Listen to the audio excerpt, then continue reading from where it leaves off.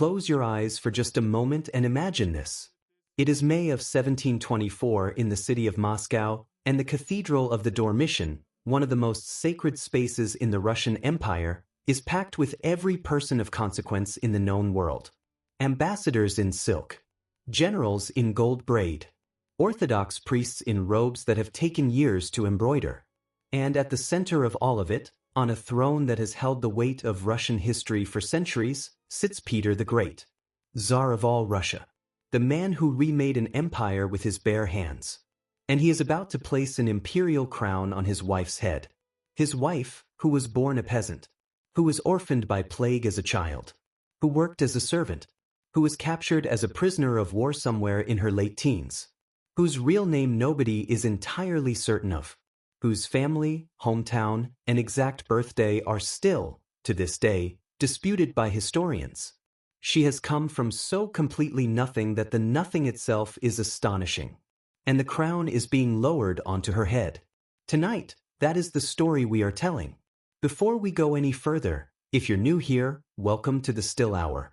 This channel is built for exactly this kind of night. The lights low, the blanket pulled up, a story so strange and so genuinely human that it makes the world feel a little more alive even as you're drifting off to sleep. If that sounds like something you want more of, please do hit subscribe. It genuinely makes a difference for this channel, and it means you won't miss a single episode. And if you have a moment, leave a comment below. Tell me what drew you to this story, or who you'd love to hear about next. I read every single one, and honestly, some of the best episode ideas have come from the people watching at midnight with nowhere else to be. So, turn off the lights if you haven't already. Pull the blanket up. Get comfortable. And just let this thought sit with you for a second before we begin. Think about what it would mean, really mean, to come from absolutely nothing. No name that anyone could verify. No family. No country that claimed you. No recorded past. No papers, no proof, no story that anyone had thought worth writing down. And from that nothing, to end up at the very top of the most powerful empire in the world. Not by luck, exactly. Not by scheming, exactly. By something harder to name and harder to pull off. That is tonight's story. Let's go. Here is what I keep coming back to every time I read about Catherine. How does someone with no documented past become Empress of anything, let alone Russia? In a world where identity was everything, where lineage was destiny, where your name and your bloodline determined every ceiling above your head, how does a woman whose original name isn't even certain rise to the highest seat in Europe? What did she have? That's the question that keeps nagging at me. What quality, what intelligence, what specific and irreplaceable thing did she possess that made the most formidable man of his age fall so completely and so permanently in love with her? Was it calculation? Was she playing a very long and very dangerous game from the moment she was captured? Or was she simply a person of extraordinary natural intelligence and emotional capability who survived a series of circumstances that would have destroyed almost anyone else, and who kept finding, somehow, the next foothold? And then there's the question of what happens after. Because surviving is one thing. But what happens when a woman who has spent her entire life with no power, no agency, no ability to determine even her own name, what happens when she suddenly has all of it? What kind of ruler does that make you? Those are the questions. And by the end of tonight's episode, I think you'll have a sense of the answers. They are not quite what you'd expect. Let me paint you a picture of where this story begins, because the setting matters. The Baltic provinces in the late 17th century. This is a region, roughly corresponding to what we now call Estonia and Latvia, with edges reaching into Lithuania and parts of what is now Poland, that has been fought over for so long that the people who live there have developed a particular relationship with instability. Sweden controlled it for much of the century. Poland had claims. The Russian Empire under Peter the Great was pressing in from the east with increasing force. It was a frontier in the truest sense, cold, forested, politically uncertain, populated by people who spoke a patchwork of languages and owed loyalty to whoever happened to be in charge this particular decade. Small villages, hard winters, lives with very little margin for error and very little room for anything as abstract as ambition. Into this world, sometime around 1684, the exact date is unclear, a girl was born. Her name has been recorded as Marta Helena Skaronska, though even this carries asterisks in the historical record. Her parents, whatever their names were, died of plague when she was very young. Perhaps 3 years old. Perhaps a little older. And from that moment, the girl who would one day be Catherine I, Empress of all Russia, was entirely, completely alone in the world.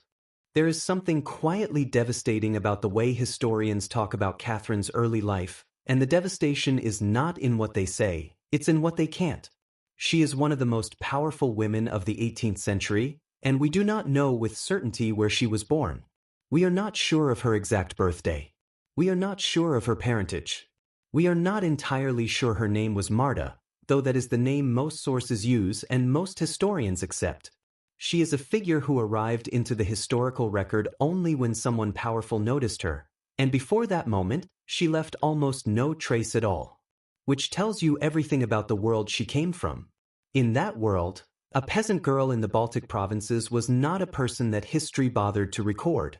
What we can piece together, from later accounts and from the few documents that exist, is this. Marta, let's call her that, because we have to call her something, was born around 1684. Her parents, Samuel Skaronsky and Elizabeth Moritz, both died when she was still very small. The plague was a recurring and indiscriminate visitor to that part of the world in those decades, and it killed people without reference to what they deserved or what they might have become. Whether Marta had siblings is debated. Whether she had any extended family who could have taken her in is unclear. What is clear is that she ended up at some very young age in the household of a man named Ernst Gluck. Now, Ernst Gluck is actually a figure of genuine historical significance, which is a little ironic given that history mostly remembers him now as a footnote to Catherine's story. He was a Lutheran pastor in the town of Marienburg, a small fortified town in what is now Latvia, and he was, by the standards of his time and place, a genuinely remarkable intellectual. He translated the Bible into Latvian. He ran a school. He was a man who cared, in principle, about education and literacy. And in his household, young Marta came to live.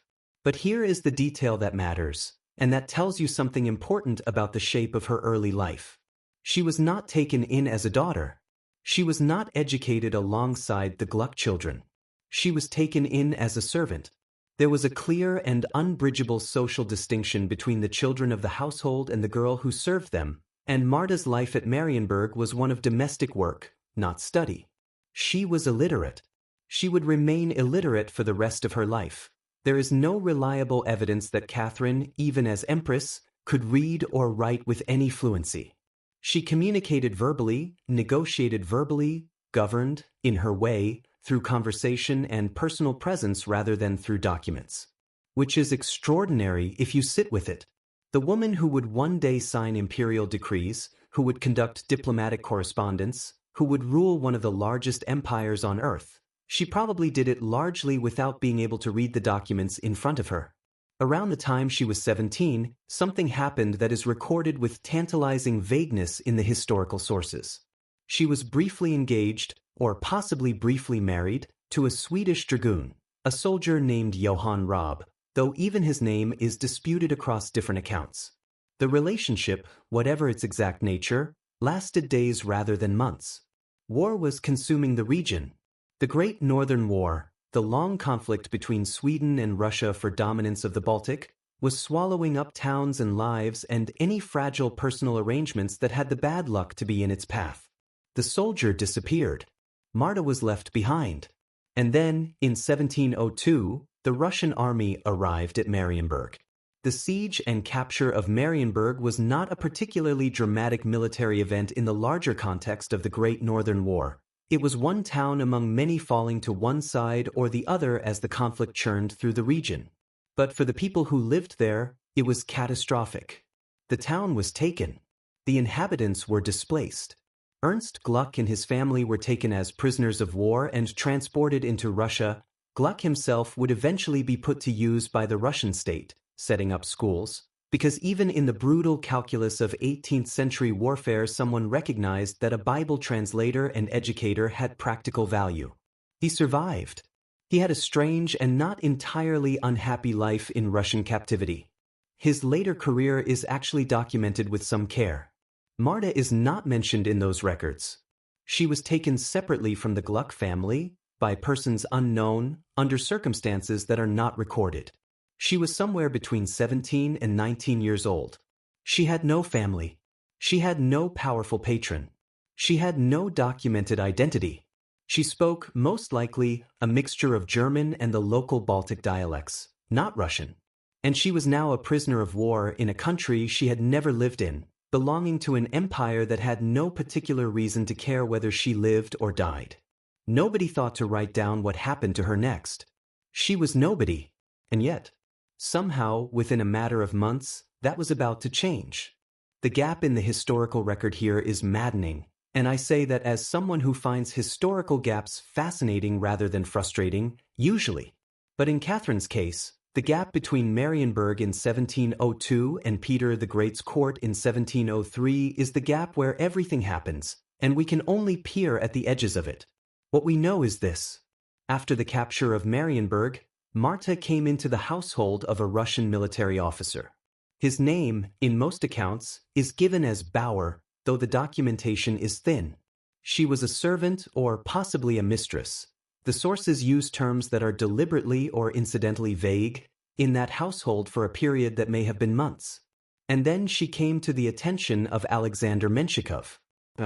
Alexander Menshikov. If you're going to understand how Marta who became Catherine ended up in front of Peter the Great, you need to understand Menshikov, because in many ways his story rhymes with hers in ways that must have been visible to both of them. Menshikov was Peter's closest friend, his most trusted general, his political right hand, and his social companion for decades. He was also, famously, of extremely humble origins. The precise truth of his background is debated by historians much as Catherine's is. One persistent story holds that he started life selling meat pies in the streets of Moscow as a boy before catching the attention of the young Tsar. Whether or not that story is literally true, what it reflects is a real pattern. Menshikov had risen from nothing to the very top of Russian society through the force of his own personality and Peter's extraordinary attachment to him. He was rich, he was powerful, he was charming, and he had absolutely no patience for the social conventions that said you needed to be born important to become important. When Marta came into Menshikov's household, she was likely taken on as a servant or a companion in his establishment. The 18th century vocabulary for women in these positions is both varied and slippery, and it would be anachronistic and unfair to read it through a modern lens without acknowledging the complexity of what agency and arrangement meant in that specific world. What is clear is that Menshikov's household was where Peter first encountered her. Whether this was intentional on anyone's part, whether Menshikov made a deliberate introduction, whether Peter noticed her himself at some gathering or visit, is not recorded. The meeting simply happened, and then it changed everything. By around 1703, the transformation was underway. Marta converted to Russian Orthodoxy. This was not a casual act. Russian Orthodoxy in the 18th century was not simply a religion. It was a national and imperial identity, a statement of belonging to a particular world. To convert was to shed one name and oneself and take on another. Her godfather at the conversion ceremony was, in some accounts, Peter's son Alexei, which would make the naming slightly complicated from a dynastic point of view, but what matters is the name she took. Yekaterina Alexeyevna. In the West, we know her as Catherine, and she became Peter's mistress. I want to pause here for a moment and think about what that transition must have actually felt like. Because it is very easy, looking backwards from the throne and the coronation and the historical significance, to see Catherine's story as a trajectory, as a series of steps that led inevitably upward. But she couldn't have known that. She was a young woman, probably 19 or 20 years old, who had been orphaned as a child, taken in as a servant, briefly attached to a soldier who vanished, captured in a war, passed through military households, converted to a religion that was not her own and taken a name that was not her own, and was now in the orbit of the most powerful and most unpredictable man in the world. There was no roadmap for this. There was no precedent she could look to. There was no version of this story that had a known, safe ending. Every day must have required an extraordinary kind of alertness. the ability to read people, to navigate moods, to understand what was wanted before it was asked for, to make herself valuable in ways that were not simply transactional but genuinely human. Because if she had been only useful in the utilitarian sense, as a servant, as a physical presence, she would have remained a servant. What she became was something else entirely. She became, in the very particular and hard-to-define sense of the word, irreplaceable. And the evidence for that is everything that came after. To understand what Catherine meant to Peter, you have to understand Peter. And Peter the Great is one of those historical figures who resists easy summary in the most fascinating possible way, because almost every large thing you can say about him is true, and the large things contradict each other completely. He was, physically, extraordinary. He stood around 6 feet 7 inches tall at a time when the average European man was perhaps 5 feet 5. He was strong, restless, and almost compulsively active. He hated ceremony and formality for their own sake, preferred working with his hands, and genuinely threw himself into manual trades with an enthusiasm that baffled his courtiers and delighted foreign observers. He worked in shipyards. He pulled teeth. He performed autopsies. He traveled across Europe in his 20s in what was called the Grand Embassy, partly incognito, because he wanted to see how the modern world actually worked, not as a visiting monarch being shown grand facades, but as someone genuinely trying to learn. He came back with shipbuilders, engineers, and a ferocious determination to drag Russia into the 18th century whether it wanted to go or not. And it didn't always want to go. He banned beards, actual beards, on actual Russian men, because he associated them with the old, pre-modern Russia he was trying to dismantle. He forced the nobility to learn Western manners, Western dress, Western dances. He founded St. Petersburg almost literally on a swamp, because he wanted a window to Europe, and he built it there by the sheer force of autocratic will and the labor of tens of thousands of workers, many of whom died in the construction. He overhauled the Russian military, the Russian administrative state, the Russian church, subordinating the Orthodox Church to the power of the crown in ways that would have seemed unthinkable to his predecessors. He was a visionary of the most forceful and sometimes violent kind. And then there is the other side of Peter, which the admiring historical record sometimes moves past too quickly. He had his own son, Alexei, the Tsarevich, his heir, arrested, tried for treason, and tortured to death in 1718. The specific circumstances of Alexei's fate are complex, involving genuine political conspiracy and Peter's genuine belief that his son represented a reactionary threat to everything he had built. But the fact remains, he had his son tortured to death. He was capable of rages that frightened everyone around him. He had epileptic episodes that were described as terrifying to witness. He drank heavily. He could be brutal in ways that had nothing to do with policy and everything to do with a personality that had never been constrained by anything external and had not always found internal constraints either. This was the man Catherine lived alongside. This was the man she accompanied on military campaigns, not metaphorically, but literally. She was with him in the field. She is documented as having been present during the disastrous Pruth River campaign of 1711, when Peter's army was surrounded by Ottoman forces and came very close to catastrophic defeat. The story goes, and this is possibly embellished, but it is repeated enough that historians take it seriously as reflecting at least an emotional truth, that Catherine gave up her own jewelry to help fund the negotiations that extracted Peter's army from the trap. Whether the jewelry was decisive is not the point. The point is that she was there. She calmed his epileptic episodes. This is documented by multiple observers, and it speaks to something real about the dynamic between them. The fits were frightening and disorienting, and the people around Peter during one were typically at a loss, because to intervene was to risk his rage, and to do nothing was to watch the most powerful man in Russia shake and convulse on the floor. Catherine, by all accounts, could place his head in her lap, speak to him quietly, and wait with him until it passed. She was not afraid of him in those moments. And for a man who had spent his life in a court full of people who were performing composure while actually terrified of him, the absence of that fear, the presence of someone who stayed calmly and did not run and did not cringe, must have been almost incomprehensibly precious. What did she have that nobody else could give him? I think it was this: she was genuinely not performing. She had nothing to gain from performance, because she had no dynastic position to protect, no political faction to advance, no noble family whose interests she was quietly representing. She had only herself. And so when she was kind to him, or patient with him, or funny with him, and she was reportedly very funny, vivacious, socially brilliant in a completely unschooled and instinctive way, it was unmediated. It was just her. And he trusted that, in a court where he trusted almost nothing, in a life where he had learned that almost everyone around him had an angle, because in his world everyone always did. Peter and Catherine married in 1712, 10 years after she first came to his court. The ceremony was small, deliberately, quietly small for a man who could have staged the most lavish wedding in European history. And while historians know it happened, the documentary record around it is thin in ways that seem intentional rather than accidental. Peter did not make a great public declaration. He did not explain himself. He simply, at some point, made the woman he had been living with for a decade his legal wife, and then moved forward as if the question had been settled, which, being Peter, was essentially true. The question had been settled because he had decided it was.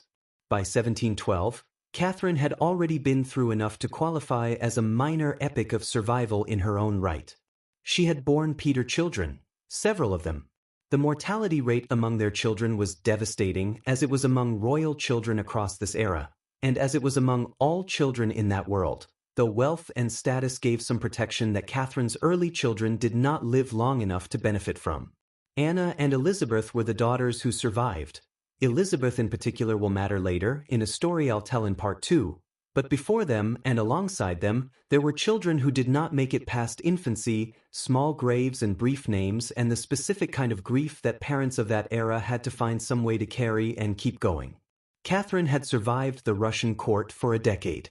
This is not a small thing. The Russian court under Peter was a place of genuine danger. It was filled with people who had everything to lose and who were capable of extraordinary ruthlessness in protecting their positions. Catherine, with no family, no faction, no established noble name, should have been easy to destroy. She had no natural allies beyond Peter himself, and his affection, however genuine, could not be counted on to protect her if his attention shifted. Courts like that are full of people whose entire profession is the strategic undermining of rivals, and a foreign-born former servant of entirely uncertain origins was a target that practically presented itself. And yet she survived. She did more than survive. She made herself indispensable. She cultivated relationships carefully and apparently genuinely. She was not, by all accounts, a schemer in the traditional courtly sense. She doesn't appear to have conducted elaborate campaigns of whispered rumor and political maneuver. What she seems to have done is make people like her. Which sounds simple and is not simple at all. In a world where trust was a liability and warmth was usually a performance, Catherine's capacity for apparent authenticity was its own kind of power. The complication of the marriage, of course, was Peter's first wife. Eudoxia Lopakina was still alive. She had not obligingly died. Peter had forced her into a convent in 1698, essentially replacing marriage with forcible enclosure as a tool of dynastic disposal. He wanted to remarry, or at least to be unencumbered, and the convent was the mechanism the era provided. But Eudoxia had not accepted this with the quiet resignation Peter might have preferred. She had maintained contacts, written letters, remained a rallying point for those who resented Peter's reforms and saw in the old Russia she represented something worth preserving. She was, in her confined way, still a political presence. The legitimacy of Peter's marriage to Catherine was therefore genuinely complicated. There were people in Russia who did not consider Peter's divorce from Eudoxia to have been valid under canon law. There were people who considered Eudoxia the legitimate tsaritsa. To marry Catherine formally was to make a statement about all of this, to assert that the old arrangement was over, definitively and officially, and that this new one was real. Peter made that statement anyway.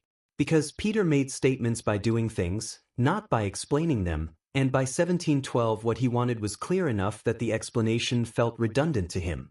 He wanted Catherine to be his wife. She was, therefore, his wife. And the court arranged itself around this fact, as the court always arranged itself around Peter's facts. because the alternative was unpleasant in ways that tended to be permanent. What I find most remarkable about this marriage is what it reveals about the specific nature of Peter's feeling for Catherine.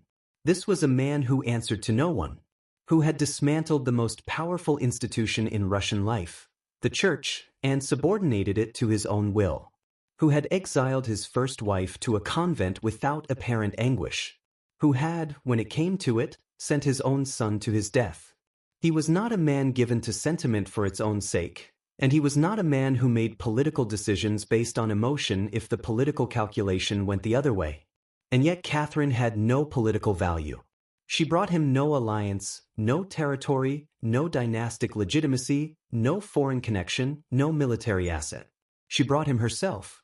And that was, apparently, precisely enough. On the 7th of May, 1724, in the cathedral of the Dormition in Moscow, Peter the Great did something no Russian Tsar had ever done before. He crowned his wife. The coronation of Catherine as Empress consort was not a simple formality. It was an event that had been planned with care, staged with full imperial ceremony, and freighted with meaning that everyone in that cathedral understood even if nobody was saying it out loud. Peter had thought about this. He had, in his characteristically action-oriented way, decided that the thinking was done and the action was now, and so the crown came down from wherever crowns are kept between their moments of use, and the robes were prepared, and the cathedral was filled with the great and powerful of the empire, and Yekaterina Alexeyevna, the girl from the Baltic provinces, the orphan, the servant, the prisoner of war, the woman whose real name and real origins were still in the private knowledge of. Everyone present, somewhat mysterious, stood in the middle of it and received an imperial crown from the hands of her husband the Tsar. Peter placed the crown on her head himself. He did not have the patriarch do it alone. He was making a point, in the way that Peter always made points, directly, physically, unmistakably. He was not simply permitting his wife to be crowned by the church. He was crowning her, with his own hands, in front of everyone. The gesture was political and personal simultaneously, as the best gestures usually are, and it said something that no document could quite have captured. This woman is mine, and my judgment of her is not subject to your review. The court watched. The ambassadors watched. The priests watched. The nobles who had spent years either trying to work around Catherine or pretending to accept her with more grace than they felt, they watched too. And if there was resentment in that cathedral, it kept itself very quiet, because the man with the crown in his hands was still Peter, and Peter's rages were not theoretical. There was one other piece of ceremony that day that historians have found interesting and a little ominous in retrospect. Peter also presented Catherine with a special scepter, and in the documents associated with the coronation there is language that, carefully read, seems to gesture toward succession, toward the possibility that Catherine's role was not merely ceremonial, not merely the honoring of a beloved wife, but something more structurally significant. There had been, some months earlier, a piece of imperial legislation that had changed the rules of Russian succession fundamentally. Peter had decreed that the ruling monarch could name their own successor, rather than following the old hereditary rules. The old rules had produced Alexei. The new rules would produce whoever Peter chose. And he was crowning Catherine. He died 8 months later, January 28, 1725. Peter the Great, the man who had remade Russia, built a city on a swamp, fought a 21-year war for access to the Baltic Sea, tortured his own son to death and wept at the result, placed a crown on the head of a woman nobody had thought to record the birthday of, died of what was likely a urinary tract infection that spread to his kidneys and then to his blood, and he did it without leaving a clear written testament that named his successor. The vacuum that followed those first hours after his death was extraordinary in its danger. The court fractured along the lines it always fractures along when an autocrat dies and there is no unambiguous heir. Old noble families versus the new men Peter had raised from nothing, traditionalists versus reformers, those who thought the obvious answer was a male heir of Romanov blood versus those who had other ideas. It was exactly the kind of moment that should, by any reasonable historical logic, have ended Catherine's story. She was a foreign-born former servant with no political faction of her own, no army, no natural constituency, nothing but the attachment of a man who was now dead. Except She had Menshikov. She had the affection of the Guards regiments who had known her since the military campaigns, and who remembered that she had been there, in the field, with them and with Peter. She had the loyalty of the new men Peter had elevated, who understood that their own precarious positions depended on the continuation of the world Peter had built, which Catherine represented and the old guard did not. And she had, somewhere in the person she had built over 20 years of navigating the most dangerous court in Europe, whatever it was that had made Peter trust her completely. On the 28th of January, 1725, Yekaterina Alexeyevna, Marta, from the Baltic provinces, the girl with no past, became Catherine I, Empress of all Russia. The crown that Peter had placed on her head 8 months earlier, in that magnificent and intentional ceremony in the cathedral of the Dormition, had not been ceremonial after all. It had been a hand extended across time, a final gesture from a man who, whatever his ferocity and whatever his failures, had known exactly who she was and had trusted her with the thing he had spent his whole life building. And there she stood, at the top of the world, with everything ahead of her still to navigate, still to survive, still to somehow make real. That's where we'll pause for tonight. The coronation, the crown, the man who put it there now gone. In part 2, we'll pick up exactly where we've left off, with Catherine on the throne of Russia, learning what it means to rule rather than simply to endure, and with a court full of people who had spent years accommodating themselves to her presence and were now reassessing, urgently, what exactly that presence was going to mean for them. And standing there, in that cathedral, with the crown of the Russian Empire on her head, Catherine must have known something that nobody around her quite grasped yet.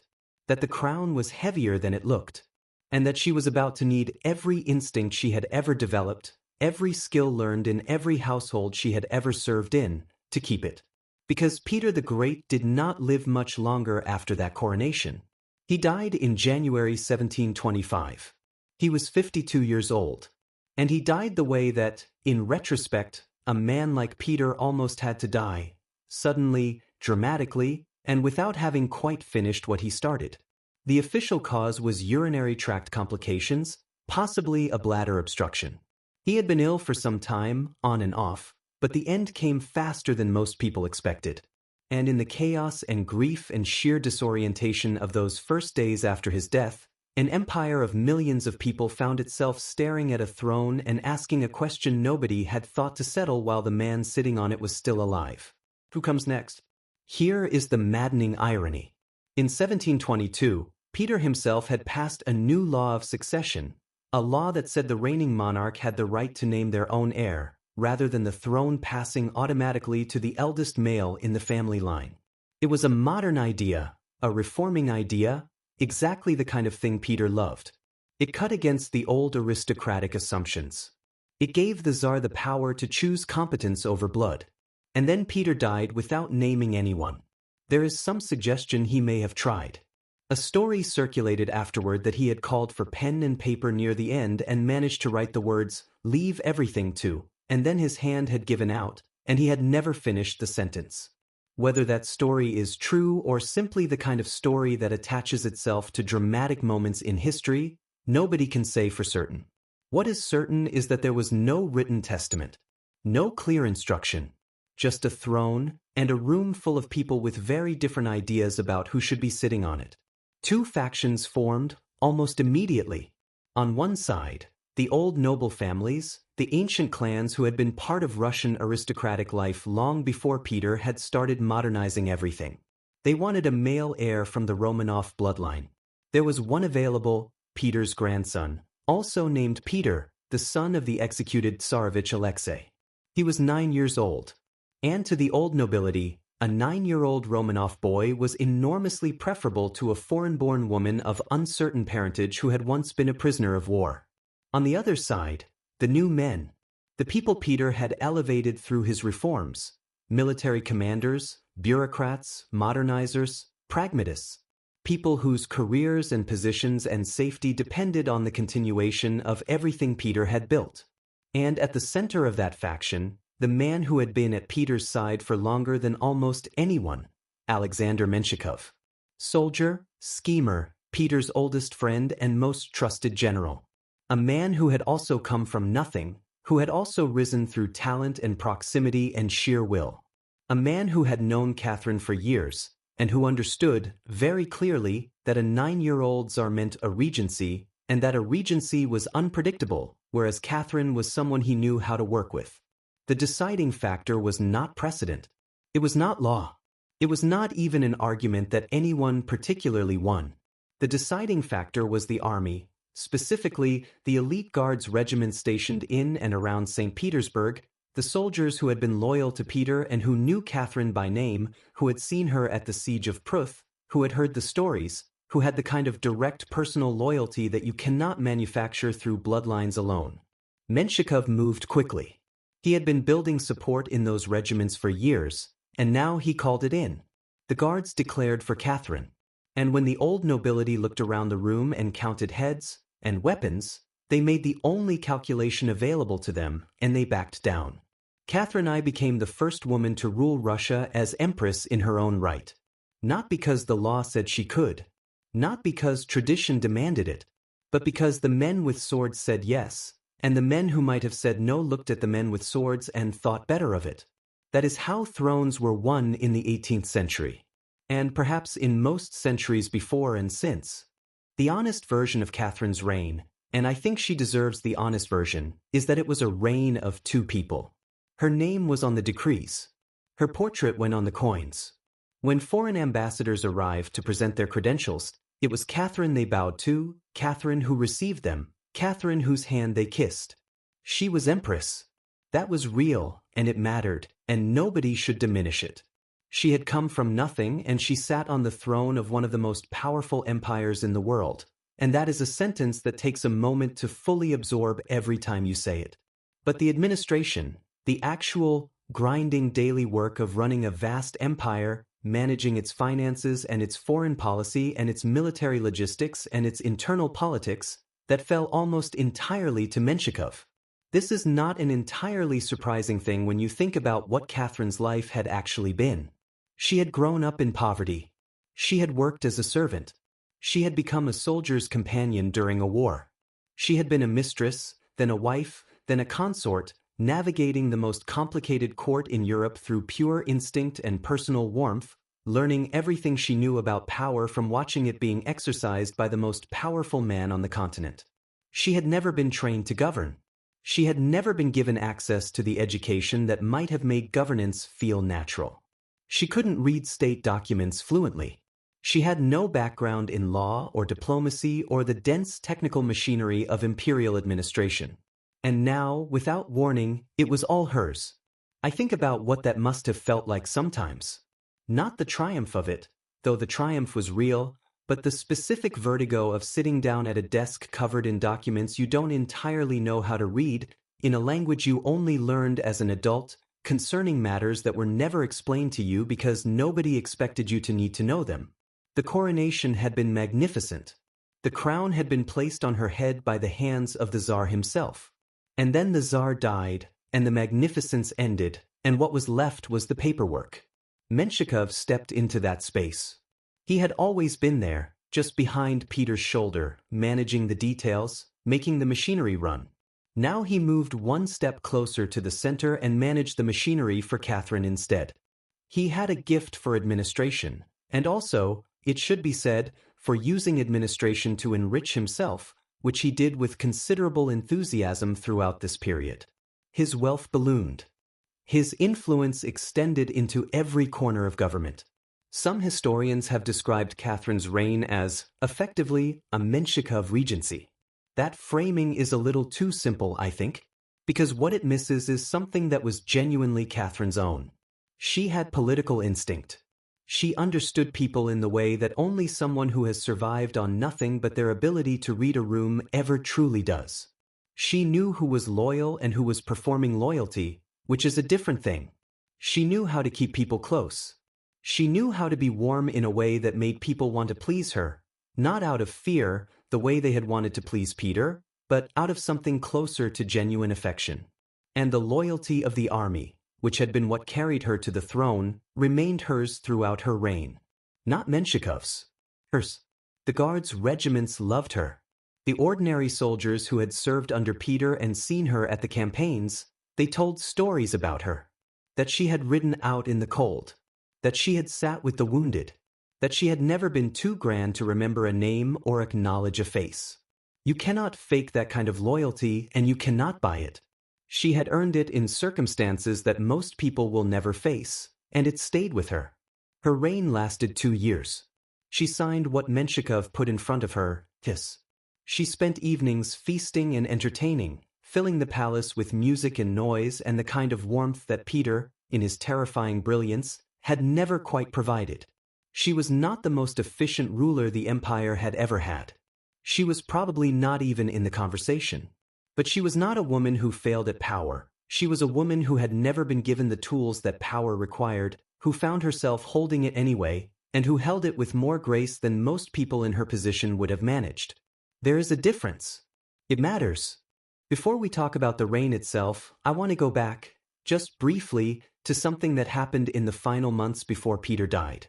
Because it tells you something important about who these two people actually were to each other, and about what it meant to be Catherine in the years when she was powerful but not yet supreme. In November 1724, just 2 months before Peter's death, a man named William Mons was arrested, tried, and executed. Mons was a court official. He was also the brother of Anna Mons, who had been one of Peter's earlier mistresses, the woman he had spent years devoted to before he encountered Catherine. William had risen through the court on his own merits, becoming something of a personal secretary and attendant to Catherine, handling her correspondence, managing access to her, spending a great deal of time in her company. The official charge at his trial was corruption. Taking bribes, misusing his position, that sort of thing. And those charges may well have been true. Corruption was rampant at the Russian court, and Mons almost certainly wasn't innocent of it.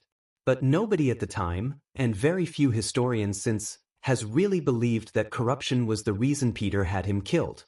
The reason Peter had him killed was almost certainly that Mons had become too close to Catherine. Whether there was a genuine romantic relationship between them, or whether it was simply an intimacy of access and correspondence that looked like something more, whether Peter's jealousy was justified or simply the explosive possessiveness of an absolute ruler, we cannot know for certain. What we know is that Peter, who had taken mistresses himself throughout their marriage without apparent apology, responded to the suggestion that Catherine might have done the same with a violence that was absolute and immediate. Mons was arrested, executed, and then, and this is the detail that historians return to again and again because it is almost too brutal to absorb, Peter reportedly had Mons's severed head preserved in a jar of alcohol and placed in Catherine's rooms, where she would see it. Read that sentence again, slowly, because I want you to understand what it means about the life Catherine was actually living. She saw it. She gave no recorded sign of distress. She did not collapse, did not plead, did not rage. By all accounts, she composed herself and continued. And within weeks, Peter was publicly devoted to her again. The coronation went ahead, the crown was placed on her head by his hands, and they continued as they had been until he died. Their relationship was real. I believe that, genuinely, Peter had loved her, in his own manner, which was enormous and terrifying and not entirely distinguishable from possession. She had been his anchor, his calm, the person who could soothe him when nothing else could. That was not performance. It ran too deep and lasted too long to be purely political. But it existed within the brutal logic of absolute power, where a man who loved you could also make you look at the consequences of suspected betrayal, where survival meant swallowing things that would destroy most people, where resilience was not a virtue you chose, it was a requirement you either met or you didn't. Catherine met it. Every time. The details of her private life as Empress, the feasting, the entertaining, the court she kept, the friendships she maintained, all of it makes more sense when you understand what she had already endured to get there. She had been through things that would have shattered someone with less steel in them. What looked like indulgence from the outside was, in some sense, the behavior of a woman who had spent decades surviving and had decided that, now that surviving was no longer the immediate challenge, she was going to live. You cannot really blame her for that. So what did Catherine actually do with the reign she had? What did 2 years and 3 months of absolute power, even imperfectly wielded, actually produce more than the cynical version of events usually gives her credit for. The most significant thing, the one that outlasted her by centuries, was the founding of the Russian Academy of Sciences. This had been one of Peter's great unfinished projects. He had envisioned an institution on the model of the great European academies, a center for scientific inquiry and learning that would anchor Russia's place in the intellectual life of the continent. He had corresponded with Leibniz about it. He had made plans. He had never quite got it done. Catherine got it done.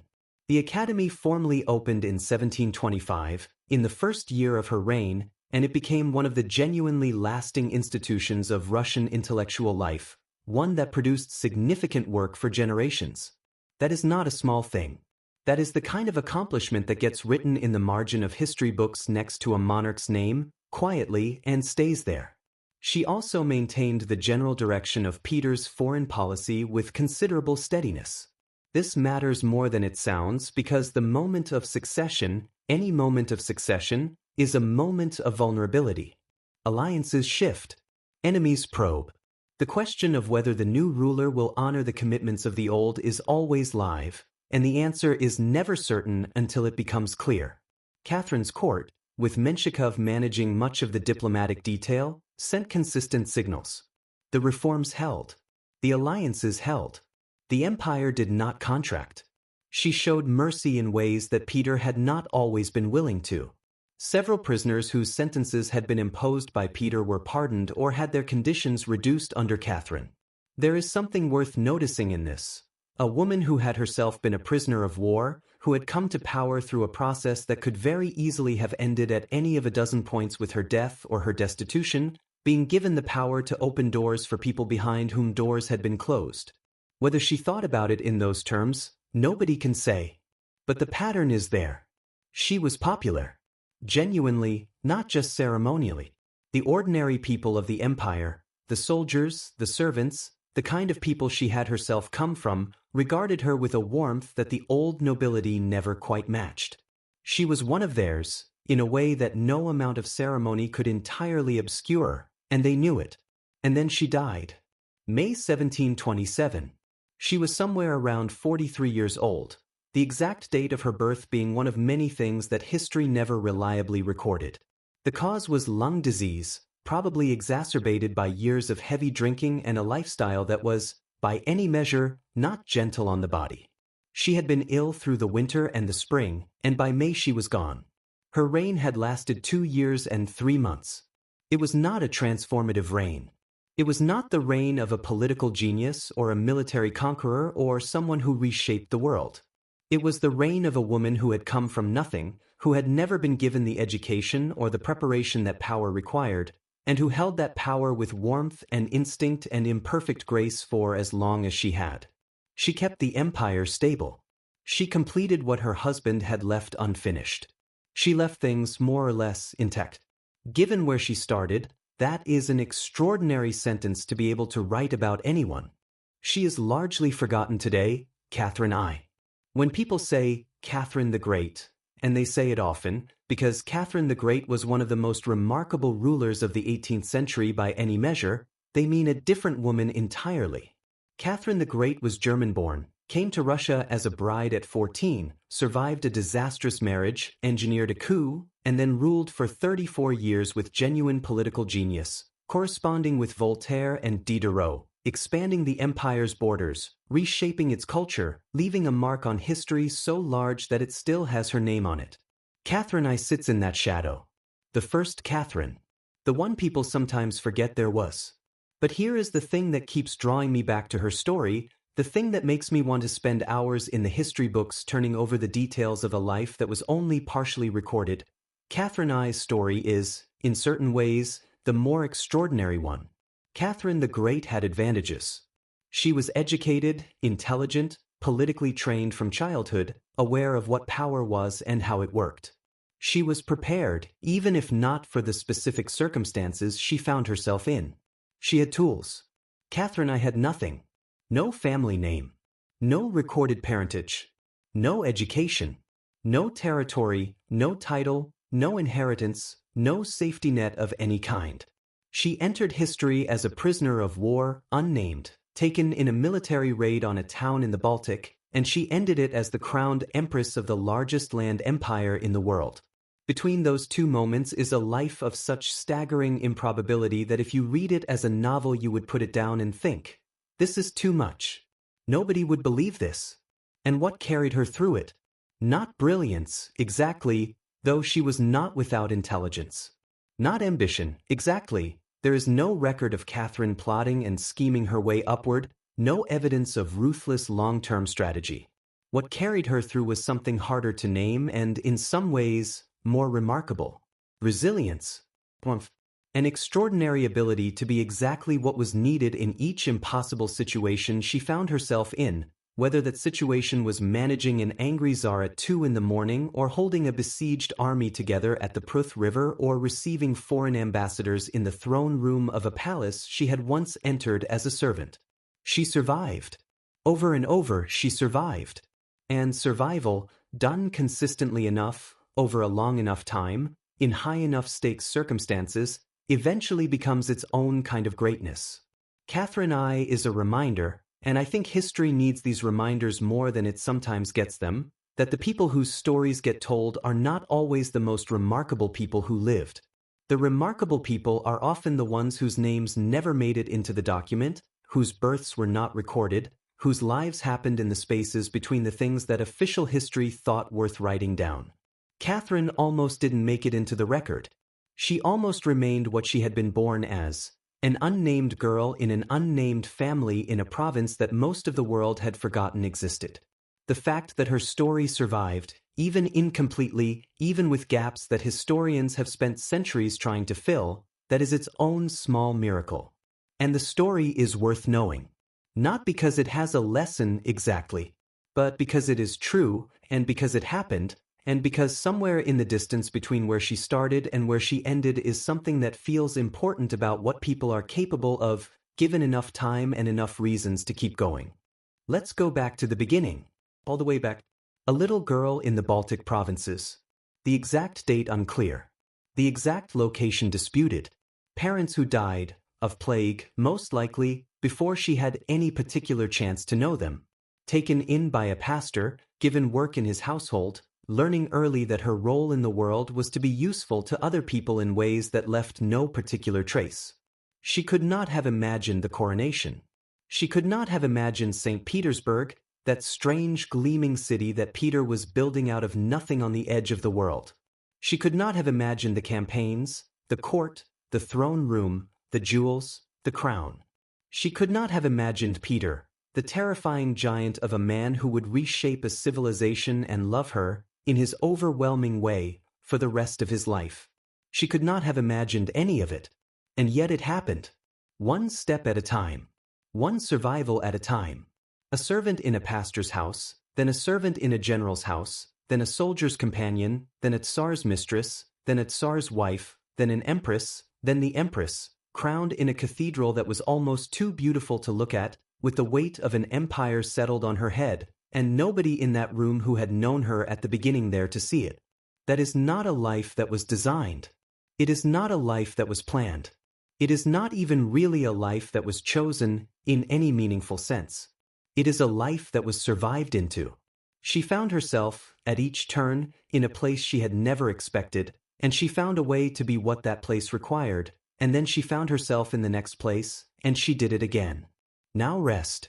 Somewhere in the Baltic, the girl who became Empress was once just a girl. That is enough.